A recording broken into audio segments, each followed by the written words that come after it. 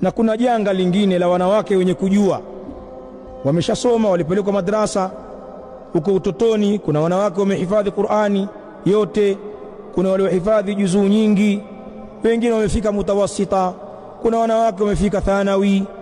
Baada ya kuolewa, dini yote imezikwa na elimu yote imefukiwa kwenye masufuria, basi anachujueni kuzurura tu nyumbani kwake pale, hasomeshi hata watoto wake. Wako mabinti hao hasomeshi chochote. Sasa unajiuliza, baba yako wewe alikusomesha dini ukiwa mdogo, ukajua, mkasafirishwa huku mkisomeshwa markazi hii markazi ile. Sasa mbona msomeshi hata watoto wenu? Mbona nyumba zenu hazina hata taimu ya kusoma dini, hata nyinyi wenyewe kufanya murajaa?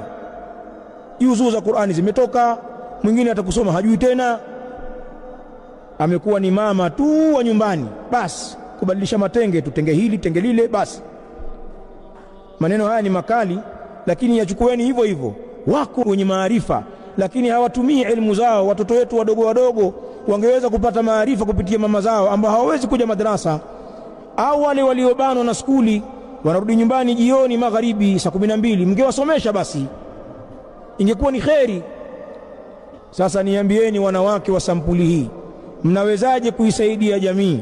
Hizi semina tunaziweka ili mzinduke kwamba kuna jukumu kubwa mko nalo, mnazembea kina mama.